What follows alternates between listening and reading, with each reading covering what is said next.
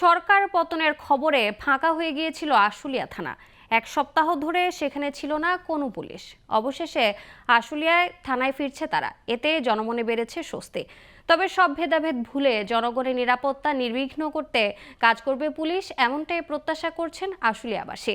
আর সবার সহযোগিতা নিয়ে সুন্দর সমাজ গঠনে কাজ করা হবে বলে জানায় প্রশাসন। এদিকে সকল ধরনের সহযোগিতা করতে প্রস্তুত শিক্ষার্থীরা।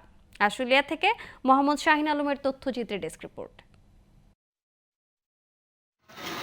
বৈষম্য বিরোধী ছাত্র আন্দোলনে সরকার পতনের খবর ছড়িয়ে পড়া মাত্র আশুলিয়া থানা ছেড়ে চলে যায় দায়িত্বরত পুলিশ। ভাঙচুর করা হয় পুরো থানা আর লুটপাট ও পুড়িয়ে দেয়া হয় বেশ কয়েকটি গাড়িসহ বিভিন্ন গুরুত্বপূর্ণ নথি ও আসবাবপত্র। এরপর আর থানায় ফেরেনি পুলিশ সদস্যরা।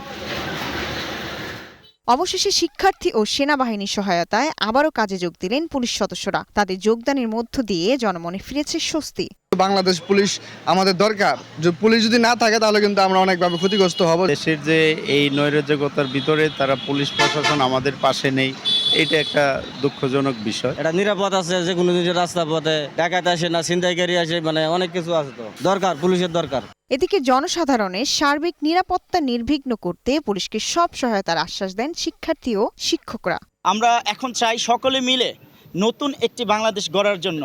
আর সেই লক্ষ্যে আমরা চাই আমাদের এই আশুলিয়া থানার যত এসআই ওসি থেকে শুরু করে নিম্নপদস্থ কর্মকর্তা যারাই আছেন সকলের সাথে মিলেমিশে আমরা কাজ করতে চাই। স্বেচ্ছাসেবী হিসাবে তাদের সাথে আমরা কাজ করব ইনশাআল্লাহ।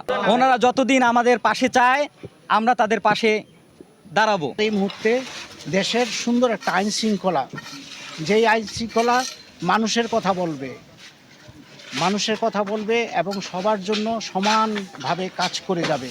তবে সবার সহযোগিতা নিয়ে সুন্দর সমাজ গঠনে কাজ করবে পুলিশ। পাশাপাশি শিক্ষার্থীদের প্রতি কৃতজ্ঞতাও প্রকাশ করেন তারা। সবাই যদি আমরা আইন মেনে চলি, আসলে এই দেশে ইনশাল্লাহ কোনো ধরনের নৈরাজ্য ইনশাল্লাহ থাকবে না। আমরা সকলকে মিলে, আমরা সকলকে নিয়ে আমরা আমাদের থানার কার্যক্রম আজকের থেকে শুরু করতেছি। আপনাদের সকলের সহযোগিতা আমরা চাচ্ছি। সব নৈরাজ্য ও শান্তি শৃঙ্খলা ফিরিয়ে এনে সুন্দর একটি দেশ উপহার দেবেন আইন শৃঙ্খলা বাহিনী, এমনটাই প্রত্যাশা সর্বস্তরের জনগণের। Global television news desk.